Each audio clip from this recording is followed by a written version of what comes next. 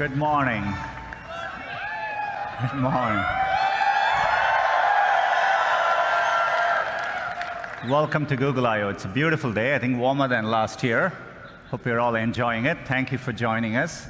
I think we have over 7,000 people here today, as well as many people. We are live streaming this to many locations around the world.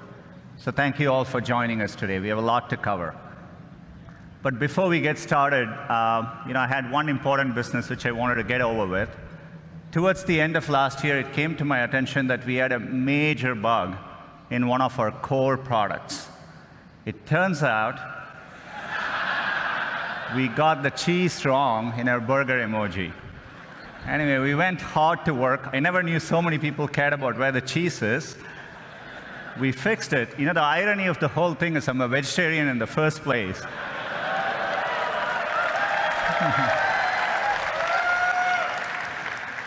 So we fixed it, but hopefully we got the cheese right. But as we were working on this came to my attention. I don't even want to tell you the explanation the team gave me as to why the foam is floating above the beer. But we restored the natural laws of physics.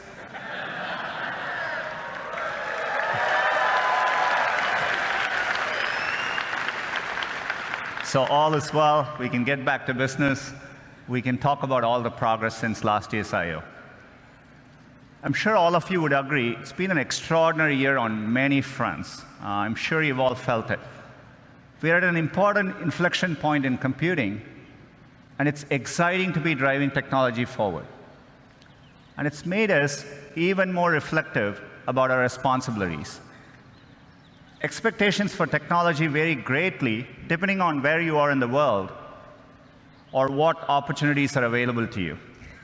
For someone like me who grew up without a phone, I can distinctly remember how gaining access to technology can make a difference in your lives.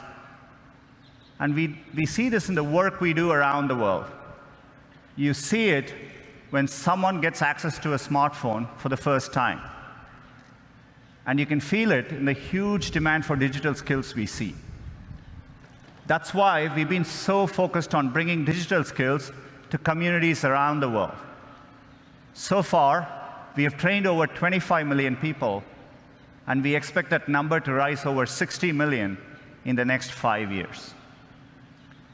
It's clear technology can be a positive force, but it's equally clear that we just can't be wide-eyed about the innovations technology creates.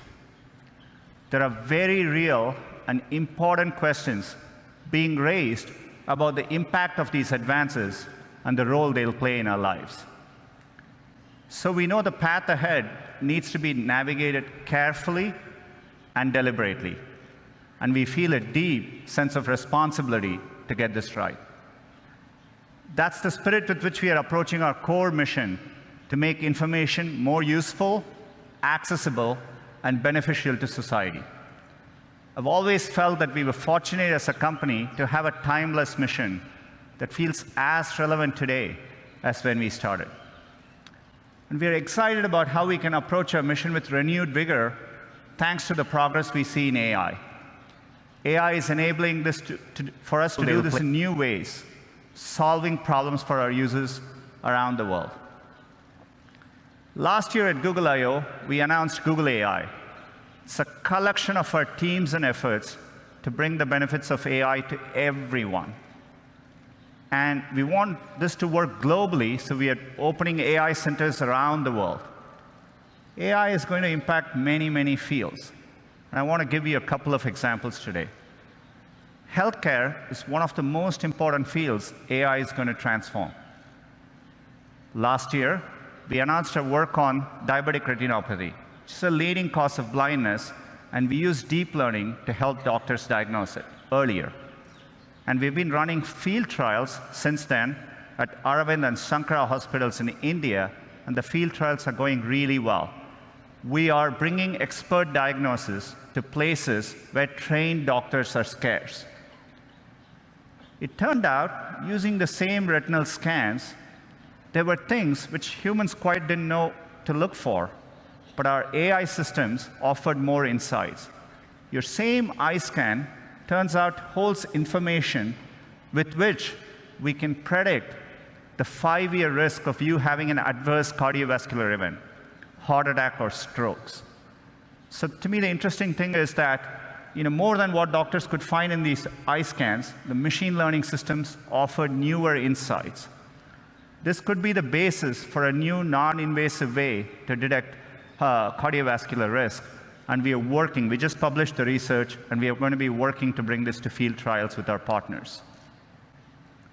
Another area where AI can help is to actually help doctors predict medical events. Turns out doctors have a lot of difficult decisions to make, and for them, getting advance notice, say 24 to 48 hours before a patient is likely to get very sick, has a tremendous difference in the outcome. And so we've put our machine learning systems to work. We've been working with our partners using de-identified medical records.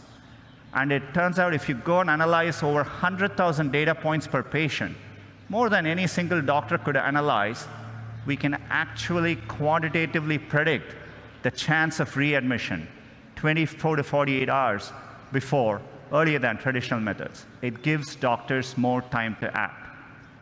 We are publishing our paper on this later today, and we are looking forward to partnering with hospitals and medical institutions. Another area where AI can help is accessibility.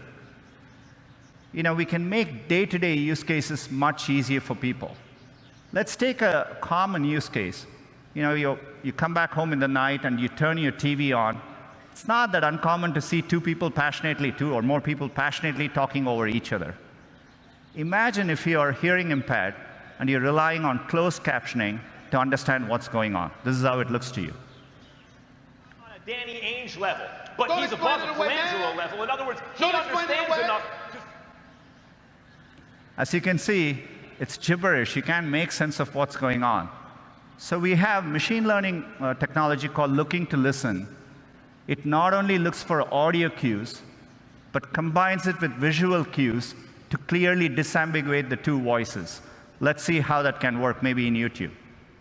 Not on a Danny Ainge level, but he's above a Colangelo level. In other words, he understands enough to... You said it's all right to lose on purpose. You said it's all right to lose on purpose and advertise that to the fans. It's perfectly okay. You said it's okay. We have nothing else to talk about. We have a lot to talk about.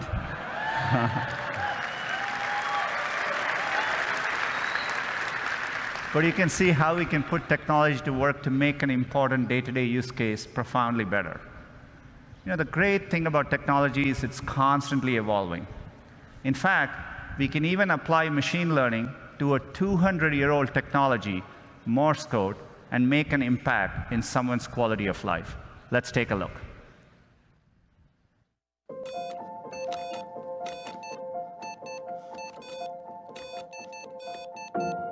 Hi, I am Tanya. This is my voice. I use Morse code by inputting dots and dashes with switches mounted near my head. As a very young child, I used a communication word board. I used a head stick to point to the words. It was very attractive, to say the least.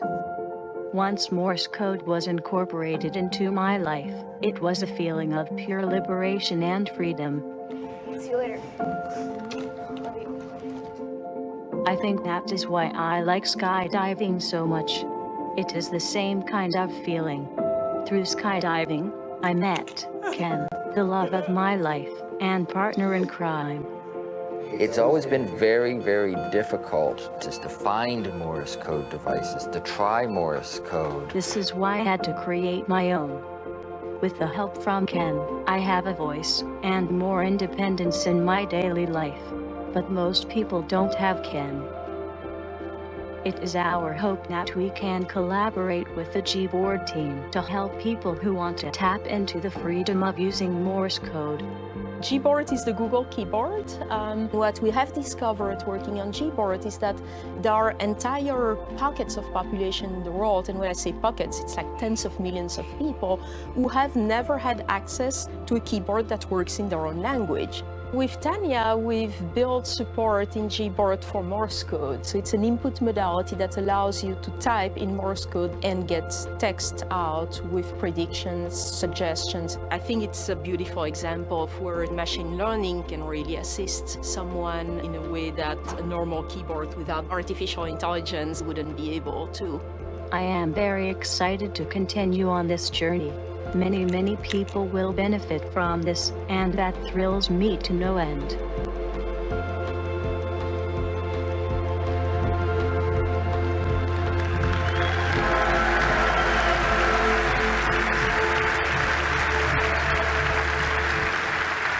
It's a very inspiring story.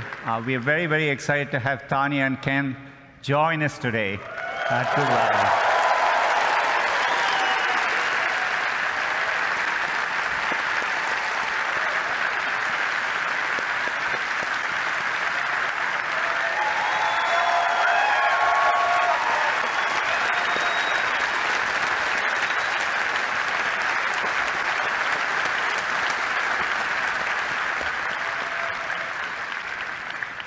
Tanya and Ken are actually developers. They really worked with our team to harness the power of actually predictive suggestions in Gboard in the context of Morse code.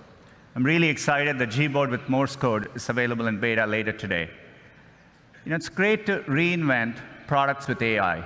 Gboard is actually a great example of it. Every single day, we offer users, and users choose over 8 billion auto corrections each and every day. Another example of one of our core products, which we are redesigning with AI, is Gmail.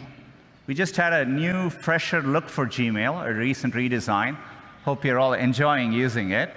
We are bringing another feature to Gmail. We call it Smart Compose. So as the name suggests, we use machine learning to start suggesting phrases for you as you type. All you need to do is to hit tab and keep auto-completing.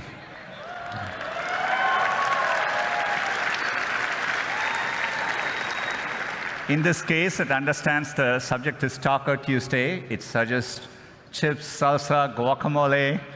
It takes care of mundane things like addresses so that you don't need to worry about it. You can actually focus on what you want to type. I've been loving using it. I've been sending a lot more emails to the company, not sure what the company thinks of it. But it's been great. We are rolling out Smart Compose to all our users this month and hope you enjoy using it as well.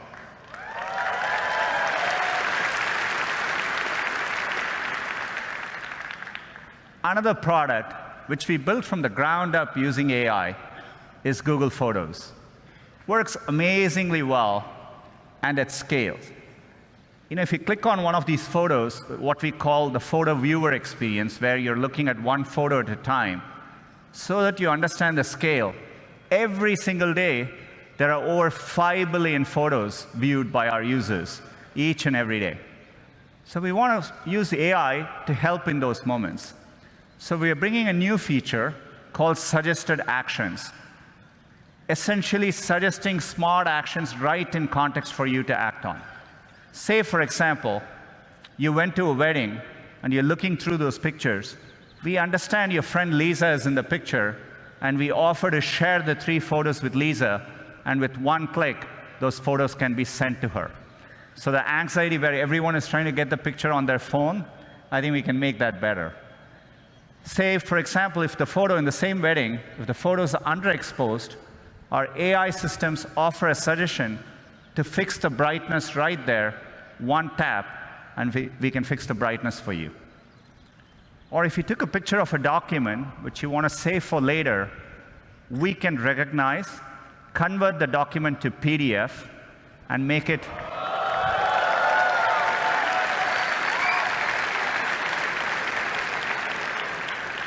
much easier for you to use later. You know, we want to make all these simple cases delightful. By the way, AI can also deliver unexpected moments. So for example, if you have this cute picture of your kid, we can make it better. We can drop the background color, pop the color, and make the kid even cuter. Or if you happen to have a very special memory, something in black and white, maybe of your mother and grandmother, we can recreate that moment in color and make that moment even more real and special.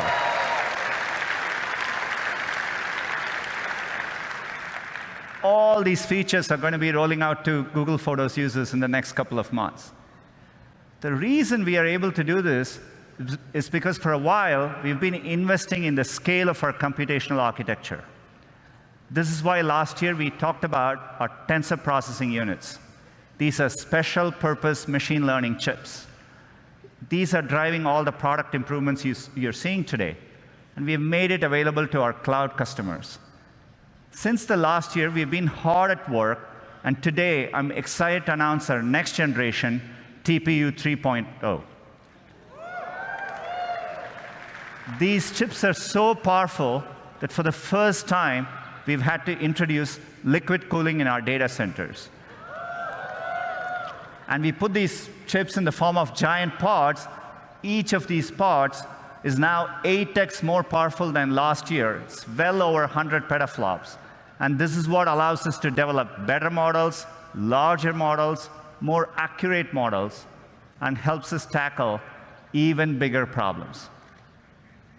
And one of the biggest problems we are tackling with AI is the Google Assistant. Our vision for the perfect assistant is that it's naturally conversational, it's there when you need it, so that you can get things done in the real world. And we are working to make it even better. We want the assistant to be something that's natural and comfortable to talk to.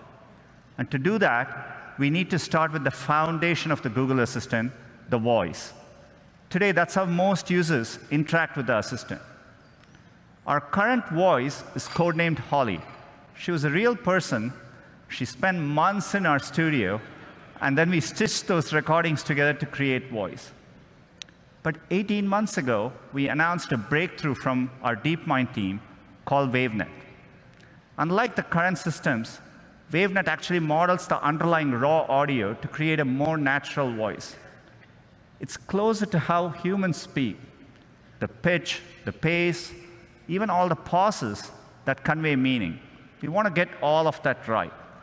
So we've worked hard with WaveNet, and we are adding, as of today, 6 new voices to the Google Assistant. Let's have them say hello.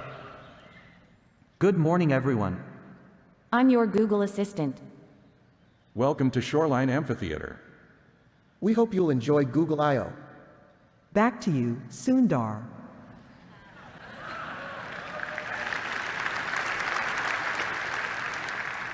Our goal is one day to get the right accents, languages, and dialects right globally. WaveNet can make this much easier. With this technology, we started wondering who we could get into the studio with an amazing voice. Take a look. Couscous, a type of North African semolina in granules made from crushed durum wheat. I want a puppy with sweet eyes and a fluffy tail who likes my haikus. Don't we all? Happy birthday to the person whose birthday it is. Happy birthday to you. John Legend. He would probably tell you he don't want to brag, but he'll be the best assistant you ever had. Can you tell me where you live? You can find me on all kinds of devices, phones, Google Homes, and if I'm lucky, in your heart.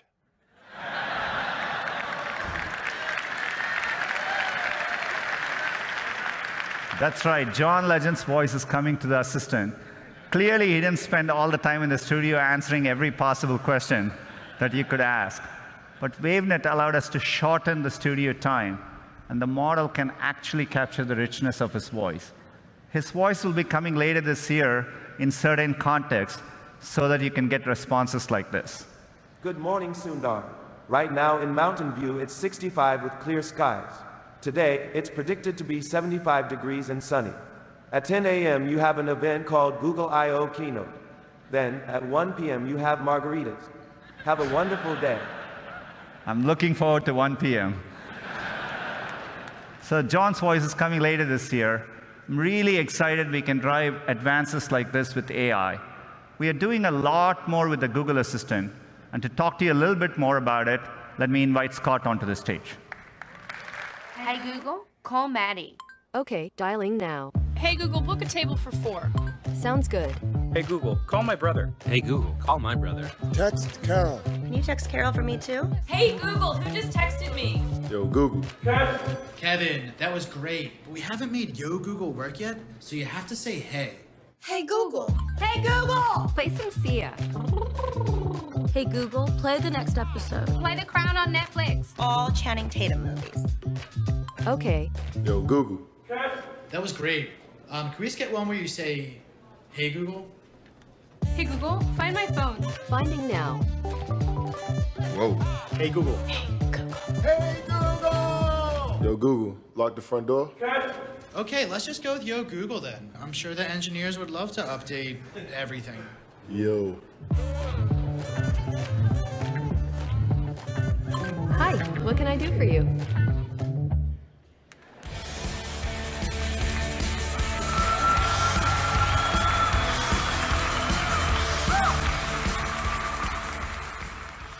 Two years ago, we announced the Google Assistant right here at I/O.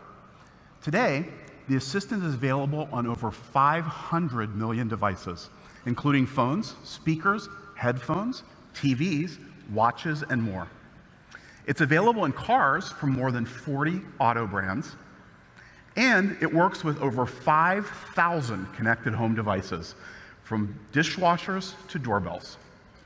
And people around the world are using it every single day. For example, we launched the Assistant in India last year, and the response has been incredible. Daily usage there has tripled since the beginning of the year. Now, by the end of this year, the Assistant will support 30 languages and be available in 80 countries. So we've made great progress, but we're just getting started. Today, we're going to share with you some important ways that the Assistant is becoming more naturally conversational and visually assistive in order to help you do more and get time back. Now, as you heard from Sundar, new voices that you can choose from to make the Google Assistant your own are an important aspect of making the conversation with your assistant more natural. But to be a great conversation partner, the assistant needs to deeply understand the social dynamics of conversation. For example, let's be honest, it gets a little annoying to say, hey Google, every time I want to get my assistant's attention. This grandma, who you might have seen on YouTube, was definitely feeling that way. Cuckoo! Hi, Cuckoo! Cuckoo! Hello, Cuckoo! Hey, Cuckoo! Okay, Cuckoo, you want to know what is the weather? Tomorrow. Tomorrow. In Flagler Beach tomorrow, there will be showers with a high of 65 and a low of 56.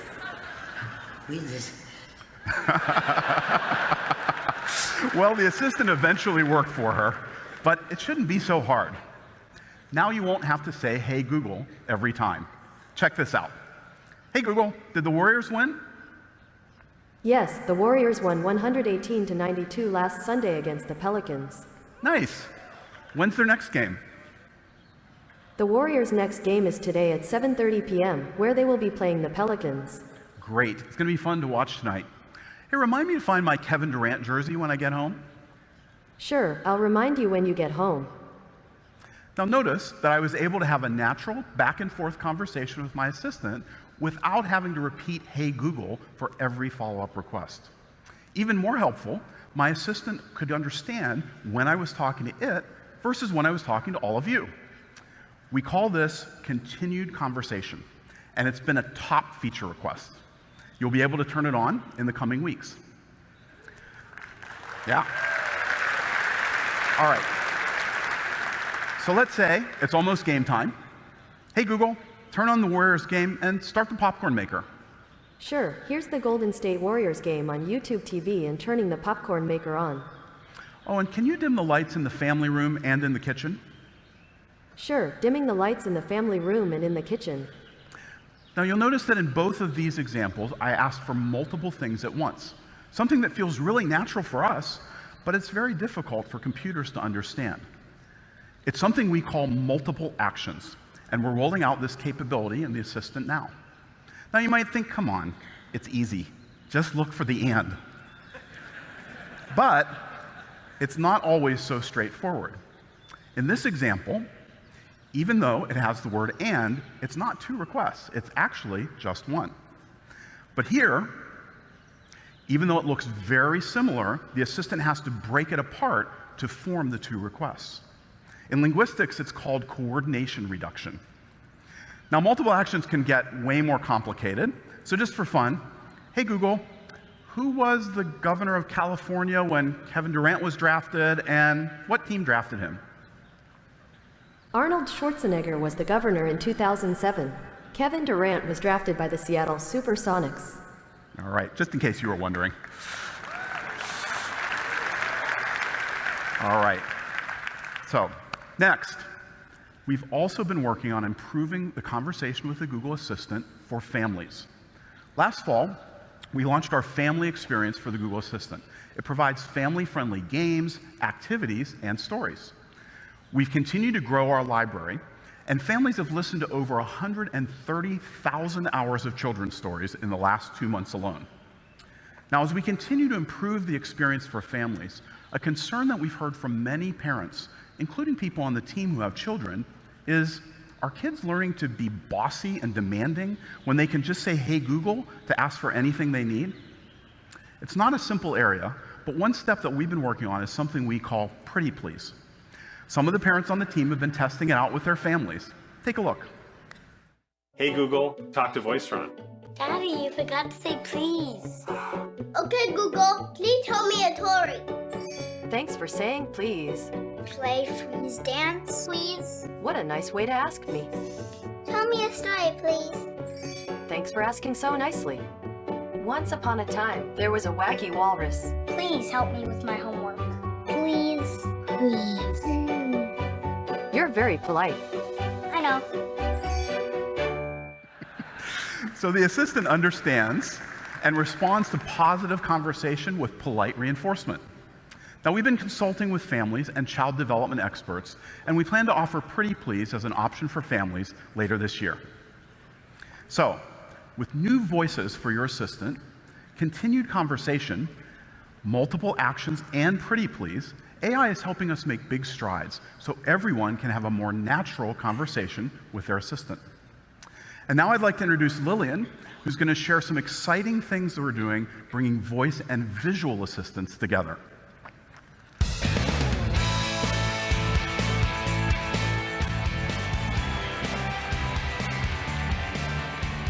Well, thanks, Scott, and good morning, everyone. Over the last couple of years, the Assistant has been focused on the verbal conversation that you can have with Google. Today, we're going to unveil a new visual canvas for the Google Assistant across screens. This will bring the simplicity of voice together with a rich visual experience. Now, I'm going to invite Maggie to come up because we're going to be switching to a lot of live demos. We gave you an early look at our new smart displays at CES in January. We're working with some of the best consumer electronic brands. And today, I'm excited to announce that the first smart displays will go on sale in July. Today, I'll show you some of the ways that this new device can make your day easier by bringing the simplicity of voice with the glanceability of a touchscreen. So let's switch over to the live demos. Now, this is one of the Lenovo smart displays. The ambient screen integrates with Google Photos and greets me with pictures of my kids, Bella and Hudson. Those are really my kids. Best way to start my day every morning. Now, because the device is controlled by voice, I can watch videos or live TV with just a simple command. This makes it so easy to enjoy my favorite shows while multitasking around the house. Hey, Google, let's watch Jimmy Kimmel Live. Okay, playing Jimmy Kimmel Live on YouTube TV.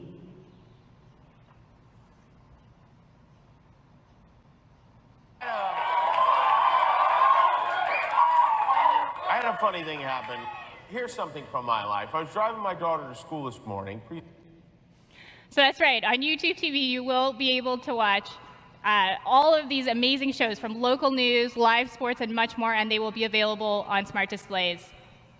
Now, of course, you can also enjoy all the normal content from YouTube, including how-to videos, music, and original shows like the brand new series Cobra Kai, which we started binge watching this week because it's so good.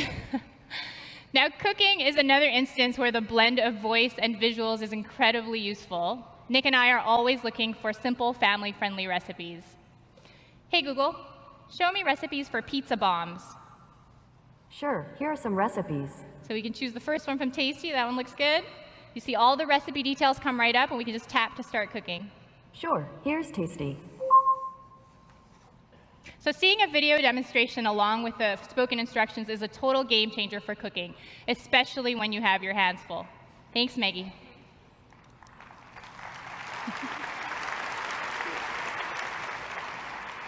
So we showed you a couple of ways that smart displays can make life at home easier, but there are so many more. From staying in touch with family with broadcast and duo video calling, to keeping an eye on your home with all of our other smart home partners, to seeing in advance what the morning commute's like with Google Maps.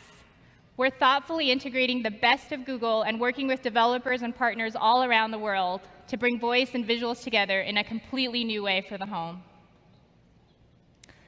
Now, inspired by the smart display experiences, we've also been working to reimagine the assistant experience on the screen that's with us all the time, our mobile phones. So I'm going to give you a sneak peek into how the assistant on the phone is becoming more immersive, interactive, and proactive. So we're going to switch to another live demo. Hey, Google, tell me about Camila Cabello. According to Wikipedia, Carla Camila Cabello Estrabao is an American singer and songwriter.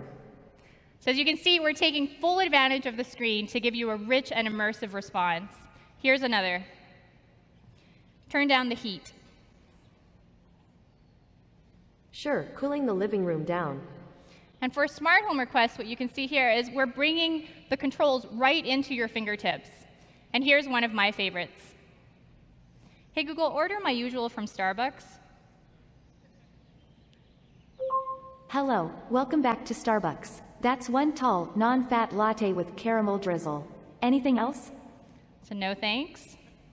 And are you picking that up at the usual place? So I'm going to tap yes. Okay, your order's in. See you soon. Yeah.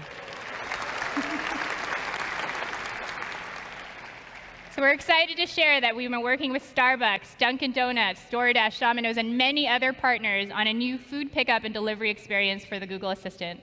We have already started rolling some of these out, with many more partners coming soon.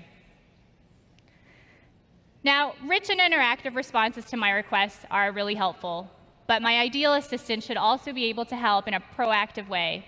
So when I'm in the assistant now and swipe up, I now get a visual snapshot of my day. I see helpful suggestions based on the time, my location, and even my recent interactions with the assistant. I also have my reminders, packages, and even notes and lists organized and accessible right here. I love the convenience of having all these details helpfully curated and so easy to get to. Now, this new visual experience for the phone is thoughtfully designed with AI at the core. It will launch on Android this summer and iOS later this year.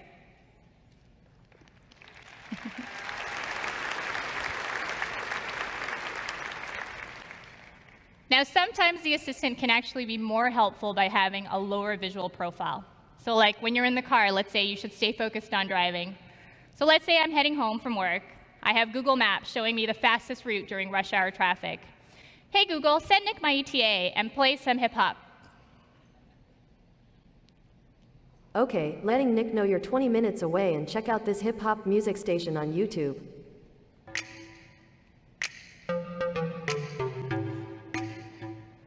So it's so convenient to share my ETA with my husband with just a simple voice command. I'm excited to share that the assistant will come to navigation in Google Maps this summer.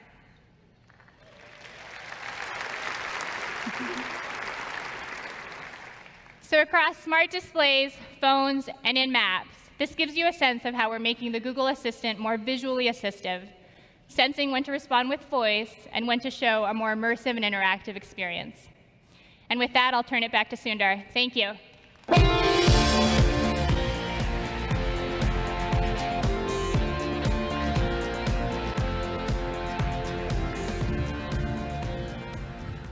Thanks, Lillian. It's great to see the progress with the assistant. As I said earlier, our vision for our assistant is to help you get things done. It turns out a big part of getting things done is making a phone call. You may want to get an oil change schedule, maybe call a plumber in the middle of the week, or even schedule a haircut appointment. You know, we are working hard to help users through those moments. We want to connect users to businesses in a good way. Businesses actually rely a lot on this, but even in the US, 60% of small businesses don't have an online booking system set up. We think AI can help with this problem. So let's go back to this example. Let's say you want to ask Google to make you a haircut appointment on Tuesday between 10 and noon.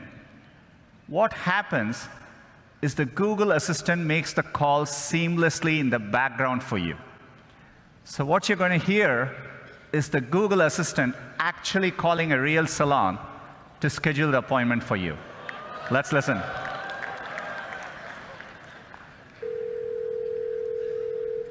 So how can I help you? Hi, I'm calling to book a women's haircut for a client. I'm looking for something on May 3rd. Sure, give me 1 second. Sure, what time are you looking for around? At 12 p.m. We do not have a 12 p.m. available. The closest we have to that is a 1:15. Do you have anything between 10 a.m. and 12 p.m.? Depending on what service she would like. What service is she looking for? Just a woman's haircut for now. Okay, we have a 10 o'clock. 10 a.m. is fine. Okay, what's her first name? The first name is Lisa. Okay, perfect. So I will see Lisa at 10 o'clock on May 3rd. Okay, great. Thanks. Great. Have a great day. Bye.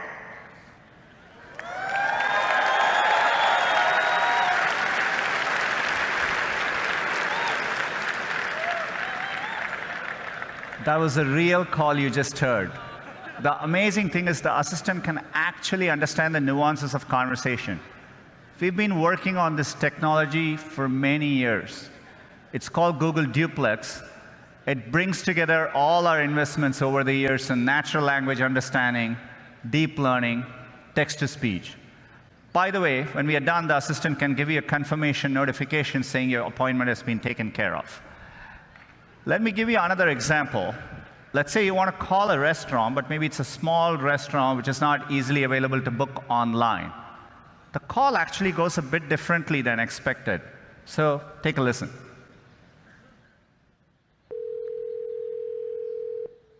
See how may I help you? Hi, I'd like to reserve a table for Wednesday the 7th. For 7 people? It's for 4 people. 4 people? When? Next Wednesday at 6 p.m. Oh, actually we reserve for after 5 people. For 4 people you can come. How long is the wait usually to be seated? For when, tomorrow or weekday or? For next Wednesday, the 7th. Oh no, it's not too busy. You can come for 4 people, okay? Oh, I gotcha. Thanks. Yep. Bye-bye.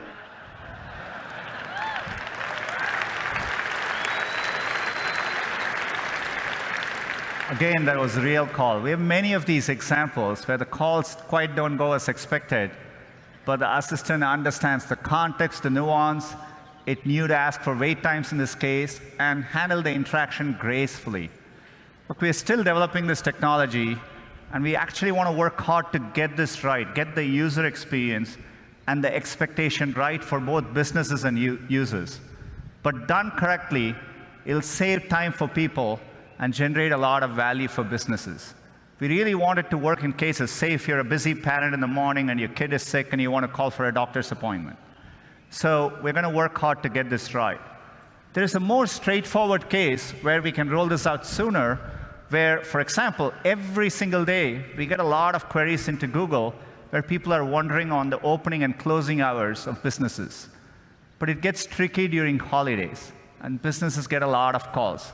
So we as Google can make just that one phone call and then update the information for millions of users, and it'll save a small business countless number of calls. So we're going to get moments like this right and make the experience better for users. This is going to be rolling out as an experiment in the coming weeks, and so stay tuned.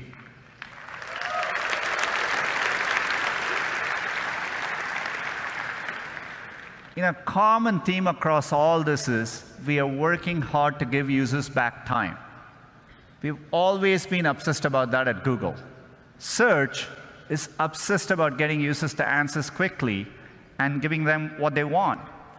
Which brings me to another area, digital well-being. Based on our research, we know that people feel tethered to their devices. I'm sure it resonates with all of you. There is increasing social pressure to respond to anything you get right away. People are anxious to stay up to date with all the information out there. They have FOMO, fear of missing out. We think there's a chance for us to do better. We've been talking to people, and some people introduced to us the concept of JOMO, the actual joy of missing out. So we think we can really help users with digital well-being.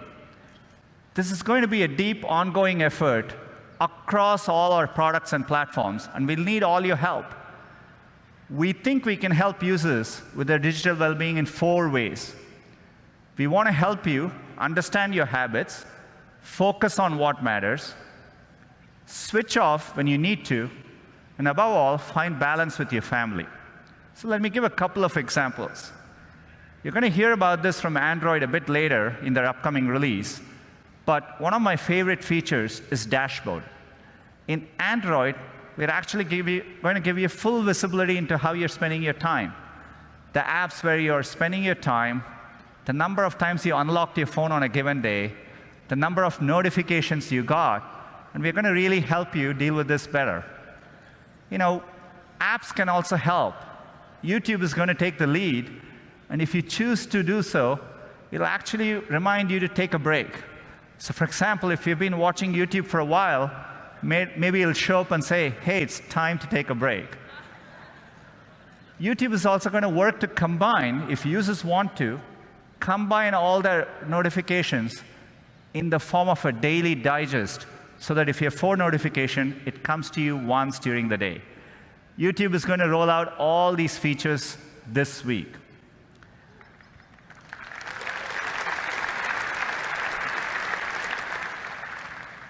We've been doing a lot of work in this area. Family Link is a great example, where we provide parents tools to help manage kids' screen time.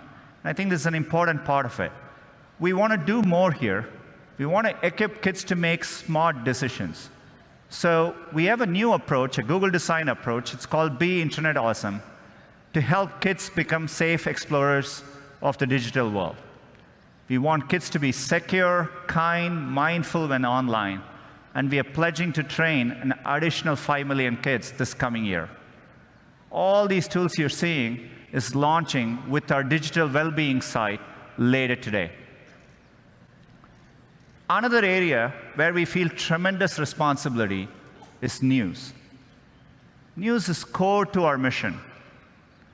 Also, at times like this, it's more important than ever to support quality journalism. It's foundational to how democracies work. I've always been fond of news. Growing up in India, I have distinct memory of, I used to wait for the physical newspaper. Turns out my grandfather used to stay right next to us. There was a clear hierarchy. He got his hands on the newspaper first, then my dad, and then my brother and I would go at it. I was mainly interested in the sports section at that time, but over time I developed a fondness for news, and it stayed with me even till today.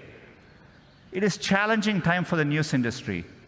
Recently, we launched Google News Initiative, and we committed $300 million over the next 3 years. We want to work with organizations and journalists to help develop innovative products and programs that help the industry. We've also had a product here for a long time, Google News. It was actually built right after 9/11. It was a 20% project by one of our engineers who wanted to see news from a variety of sources to better understand what happened. Since then, if anything, the volume and diversity of content has only grown. I think there is more great journalism being produced today than ever before. It's also true that people turn to Google in times of need, and we have a responsibility to provide that information. This is why we have reimagined our news product. We are using AI to bring forward the best of what journalism has to offer. We want to give users quality sources that they trust, but we want to build a product that works for publishers. Above all, we want to make sure we are giving them deeper insight and a fuller perspective about any topic they are interested in. I'm really excited to announce the new Google News, and here's Tristan to tell you more.